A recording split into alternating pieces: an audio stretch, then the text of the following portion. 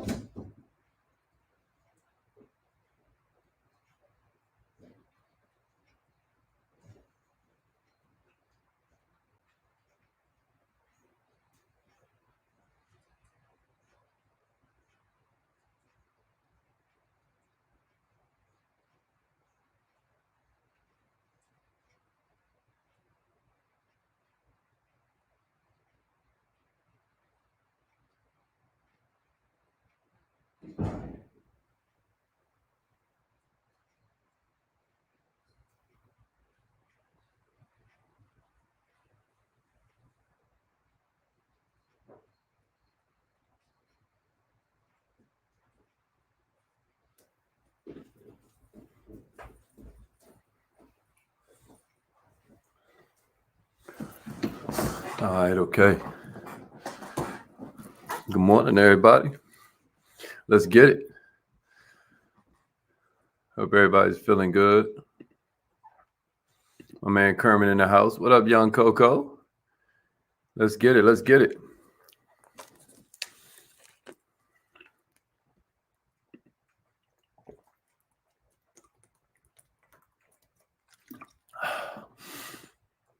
Sanaya made it in. That's what's up. What's up, LaShandra? Crystal in the house. Let's get it, y'all. Share this training. This is going to be a good one if you're an entrepreneur or if you want to be an entrepreneur. Taisha, good morning. You know, this weekend's Kaizen Academy going to be fire. Give me a replay, gang. Give me a replay, gang, if you're watching the replay. Man, I love when the YouTube family check in. That does my heart good, man. We try and blow that YouTube thing up. I'm going to crack the code. Mark my words. Shaquita, good morning, Queen. You're going to get a lot out of this. All my entrepreneurs checking in. What up? Mimi's in the house. Mimi the motivator. That means Colorado Springs is up in here. Everybody let us know where you're from, whether you're on the YouTube channel, Facebook, my personal timeline, the Facebook group. Everywhere you're tuning in from, it looks like it's only you, right? But it's really all of us together. Jessica, what up? Mr. Lawyer in the house. I'm glad you made it, brother. I'm going to call in on the live line in a minute. Share this training, man. Pay it forward. The universe gives to the givers and takes from the takers. You know, as you know, our whole thing is expanding the life expectancy of the entrepreneur, right? What kind of business do you have? Let them know. Let them know. K. Nicole checking in. Let them know what kind of business you have. Sorry if I did not get to you as you are checking in. If you enjoy this kind of content, I want to tell you in advance, make sure you like, comment, share, and subscribe, because that's how the Facebook evil empire knows to keep showing you more content like this. If you're tired of crap content on your timeline, then what you have to do is support the good content. Does that make sense to you? But right now, rep your city. Let them know what kind of business you have and how it helps other people. Jennifer checking in. That's what's up. Nisi, what's up, Nisi? Nicole in the house. My man Trey Brown. All right, let's get it. Let's get it. My man D Money up in here. Let me call in on the live line, y'all. Y'all keep on checking in. What's up, Chanel? Okay, then. All right. I love it. Y'all about it. Yeah, Atlanta up in the house. You better let them know. Let me call in on the live line.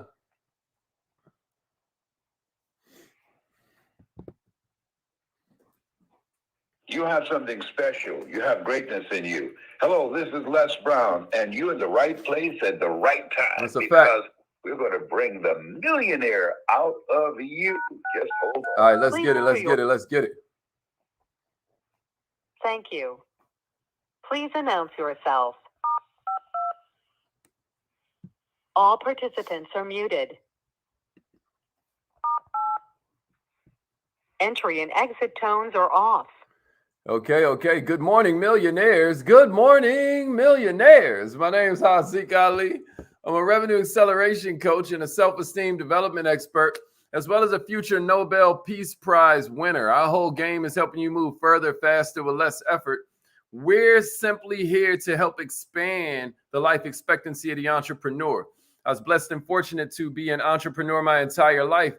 Recently, as I took over as CMO for my own company, I was blessed to help us hit the Inc. 5000 list, the fastest growing companies in America, in only my first year. And I'm still here promising you we just getting started. Like, we are laying out a groundwork that's going to change this entire world, but we're going to start with our country. We're going to start with the land of opportunity. One step along that way, as you know, I teach something called the revenue acceleration cycle that works for any kind of business, right? It always goes leads. Then from there, it's either appointments or meaningful conversation. Then after that, it's either meaningful conversation and appointments. Then you get the presentation, right? Then you get the conversion. Then it's follow-up. And then it's upsell. Now, it'll trip you out what order those go in when you're talking about doing a presentation with people. Like, for instance, believe it or not, you need to close them way before you present, right? But whenever you're in the process of close, I know that just now hit somebody hard, right? Yeah, the brain makes instant decisions. The brain makes instant decisions. But even after the brain, makes that decision, sometimes it's like a jihad going on inside the person. It's like a spiritual war where it's like their mind is saying yes, their body's saying no, or their body's saying yes, their mind is saying no. I started to sing the R. Kelly song, but I decided against it. So for today's 15 minutes of fire, we're going to focus on objection. I'm going to give you 7 steps to identifying the objection, what the real objection is, so you ain't fighting smoke and mirrors, and then overcoming it. If you're ready for number 1, give me a number 1 and a share. Let's get into it. Yeah, that's a real ATLian right there. Let's get it. My man Rohan checking in. Let's get it. Give me a number 1 and a share. What's up, Neff? Let's get it. Give me a number 1 and a share. Give me a number 1 and a share. We about to get this party started, everybody. We about to get this party started. Here's the first one, y'all. You have to identify by listening carefully to the objection that they raise. That's number 1. You have to listen carefully. You got to listen fully to what's going on. That way you can determine if it's a real objection or just a stall. If they're just stalling you out, that requires a different response from if this is something that is real. Here's a little clue. A prospect will often repeat an objection if it's real, right? So you can ask different questions and they're still sticking to the same point of what's holding them back. So the first step I need you to do if you want to overcome that objection is listen carefully to the objection that's being raised. Let the prospect talk it out completely. Figure out the nuances. This is very important. And then no matter what, you want to agree with them first. I talked about this yesterday in my Instagram stories. If you follow me on Instagram at No Money Down King, right? At No Money Down King. Somebody put that in the comments. At No Money Down King. If you follow me on Instagram, then yesterday in my stories when I was leaving the gym, I always do these gyms from the gym. I started talking about how in Win Friends and Influence People from Dale Carnegie, he talks about how the number 1 way to break down resistance is agree with them first. Now their resistance disappears. Oh, I think that this is, a horrible industry to be in. You're just like, yeah, man, a lot of horrible people in the thing. I totally get it. Boom, their resistance melts away. Now you can tactfully disagree without it being an argument. Do you hear me? If you believe this to be a stall, though, if you believe this is not a real objection, then what you got to do is get them to fess up to the real thing. Otherwise, you can't proceed. If you believe it's a stall or you want clarification, here are some little phrases that'll help you kind of pull that out of him. Hey, don't you really mean, that you didn't like, for instance, the company you were with, for instance, using that first example. But don't you really mean? That's the way to see if it's a stall or a real objection. A second one is, so you're telling me blank, but I think you might mean something else. That's another one to write in your notes. I want you to use this stuff today. Try it out today. You're telling me blank, but I really think you might mean something else. Here's the third one. Usually when a customer tells me that, my experience has shown me they really have a price objection. Is this true for you? Right? Or really when people tell me that, yeah, that's my Instagram right there. Usually when a customer tells me that, my experience has shown me that they really have a time objection. Is that what it is for you? Right? You say they really have a blank objection, and then you get to it. All right, here's number two, y'all. Here's number two. We only got 15 minutes. Here's number two. Qualify it as the only true objection. That's number two for you in the 7 steps. In the 7 steps, qualify it as the only true objection. So question it. Ask the prospect if it's the only reason that they aren't going to purchase from you, that they aren't going to enroll, that they aren't going to sign up, right? Ask if there's any other reason that he or she wouldn't be able to move forward besides the one that they're giving. Now what you're doing is setting up so if you can handle that thing, then you got a new client. You got a new customer. Am I making sense? If that makes sense to you, somebody say, make sure it's the only one and give me a share. Make sure it's the only one. And then we'll move on to number 3. I want to make sure you're with me. I want to make sure you're with me. And when you type it out, when you write it in your notes, you're putting it into your subconscious even deeper. Here's number 3, y'all. Confirm it again. Rephrase your question the same way twice, right? Rephrase it so you can ask the same question 2 times or 3 times. In other words, if it wasn't for blank, you'd buy my service. Is that right, Neff? Is that right, Miss Chanel? Huh? So now I'm rephrasing it again to make sure we all on the same page. I'm taking away all prospects of confusion. I'm taking away all ability for us to keep beating around the same mulberry bush because we just confirmed it again. That was number 3. That was number 3, right? That was number 3. Confirm it again. Here's number 4.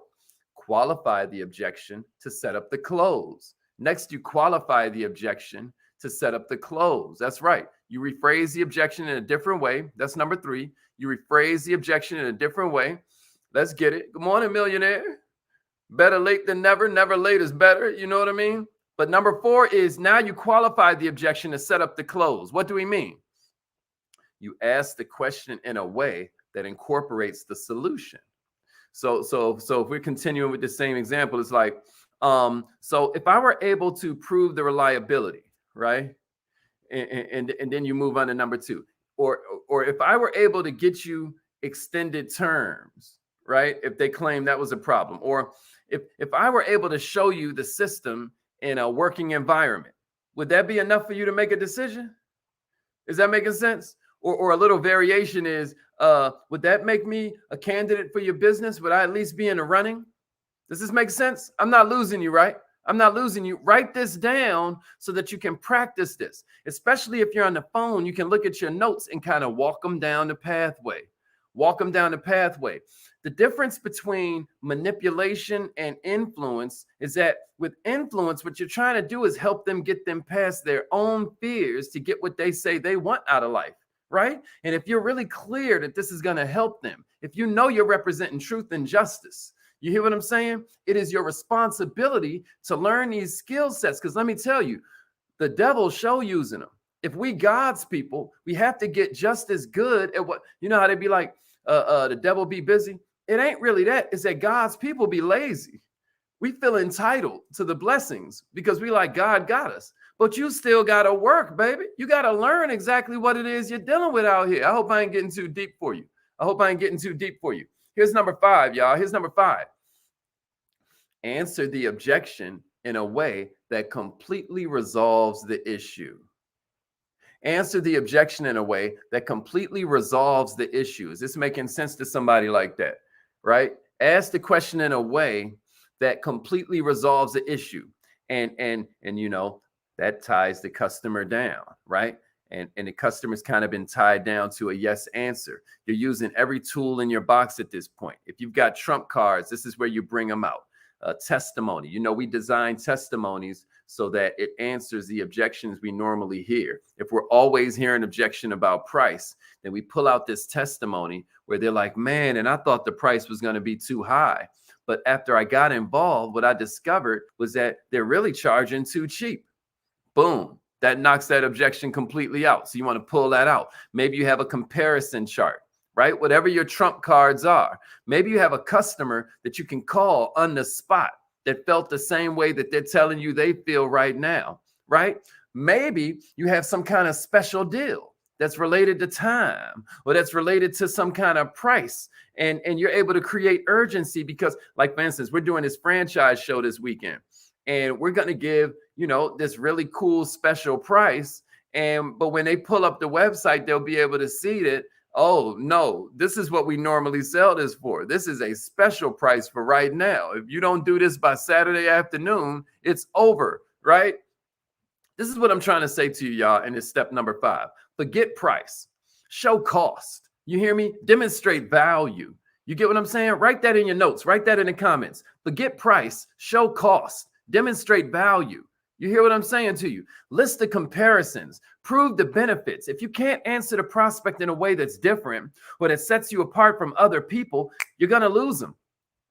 This is why product knowledge is so important. This is why creativity is so important. This is why we always say creativity is next to godliness. You hear me? It's your belief in yourself. It's your belief in your product and your company and your ability to communicate. This is where all of that comes together.